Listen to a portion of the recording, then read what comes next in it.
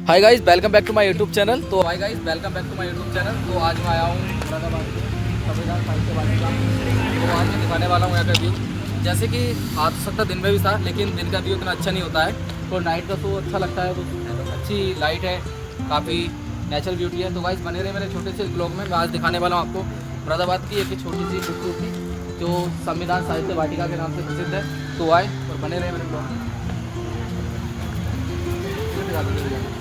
तो सबसे पहले मैं टिकट दिखाते हैं। फिर एंट्री होती है, 50 रुपये का टिकट है।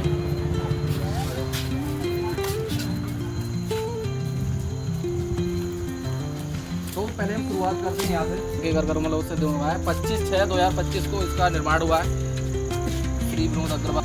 कैमरे भी यहाँ लगे हैं, लिखा है आप कैमरों की, लिखा है कैमरे की नज़र में। चल तो कैमरे लगे हैं यहाँ पे। तो गाइस बने रहे आइए का।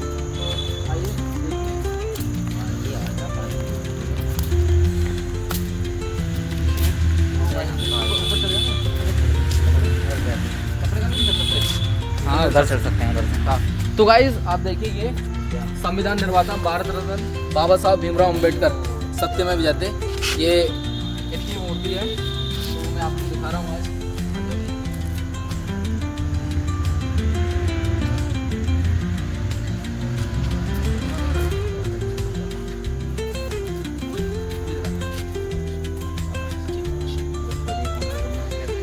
गाइस जैसे कि मैं आए दिन डॉक्टर बाबा साहब भीमराव अम्बेडकर के विचार को लेकर वीडियो बनाता रहता हूँ, ब्लॉग बनाता हूँ, बाबा साहब के प्रचार करता हूँ। बाबा साहब के काफ़ी सारे विचार हैं जिनको मैं आगे लेके जाता हूँ। तो गाइस क्या है कि काफ़ी सारी चीज़ें ऐसी हैं जिनको मैं सुंदर वाटिका। आइए, आप कभी आप मुरादाबाद आने का विचार अगर कर रहे हो तो आप सीधे तौर पे आप यहाँ आ सकते हैं। सबसे अच्छी जगह है सत्यमेव वाटिका में, आप आ सकते हैं। देखो सत्यमेव जयते, आपको बता दें सत्यमेव जयते कहाँ से लिया गया है।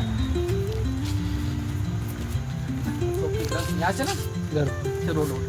तो गाइस देखते रहिए। आज मैं ये मेरा मुरादाबाद है।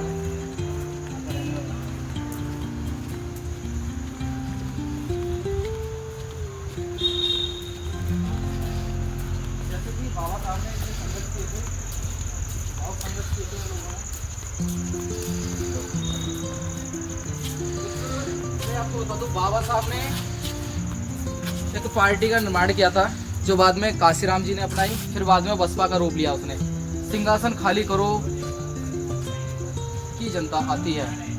बाबा साहब ने बोला सिंहासन खाली करो। इधर से देखो, आप देख रहे हैं इधर ये आरएसएस के लोग बना दिए हैं, ठीक है। इधर आरएसएस वाले खड़े हैं, उधर से दलित लोग आ रहे हैं।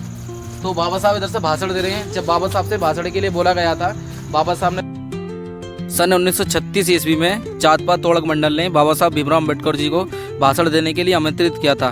जब उन्होंने भाषण का मसौदा पढ़ा तो आयोजकों ने इसे बहुत क्रांतिकारी कहकर अस्वीकार कर दिया।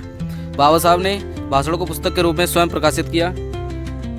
यह ग्रंथ हिंदू समाज की जातीय प्रथा पर उनकी गहरी तर्कपूर्ण और क्रांतिकारी सोच का प्रतिनिधित्व करता है।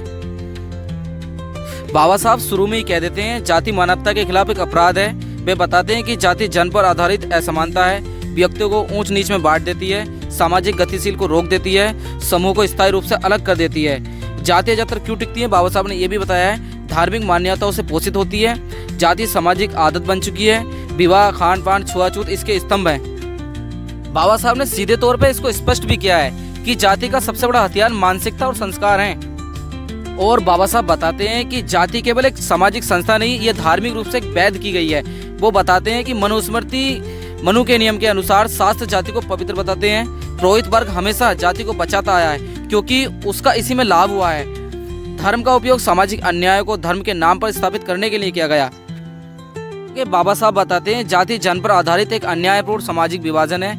यह मनुष्य को ऊंच नीच में बांटकर मूलभूत मानव और उसके अधिकारों के उल्लंघन करता है। तो गाइस यह समाज को स्थायी रूप से विभाजित रखती है, जिससे सामाजिक एकता असंभव हो जाती है। जैसे कि आपने देखा होगा, हम हिंदू धर्म में क्या होता है, तरह तरह की जातियां हैं। कोई भी अदर कास्ट में शादी नहीं कर सकता, कोई किसी की लड़की से शादी नहीं कर सकता, कोई दूसरी कास्ट में लड़के से शादी नहीं कर सकता।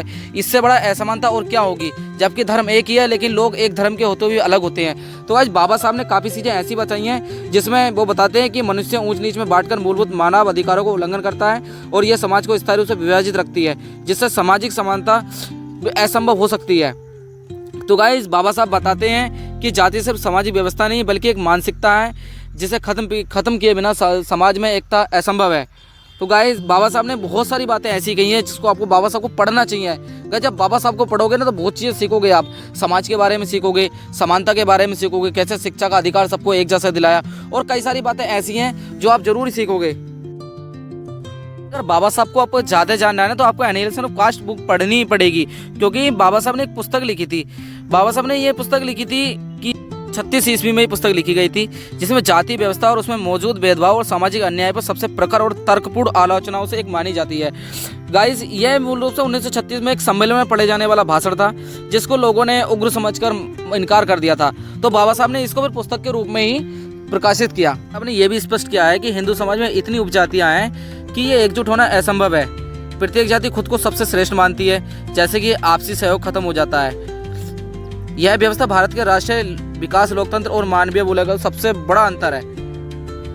तो गाइस विभाजन के तौर पे हर एक जाति अपने आप को बड़ा मानती है, जो जाति सबसे छोटी है वो उससे भी छोटी जाति को अपने आप को बड़ा मानती है। इसी वजह से हमारे भारत में हिंदू समाज कभी एक नहीं हो पाया। यही कारण रहा है कि ज़्यादातर जातियों के कारण हमारा भारत बढ़ चुका है।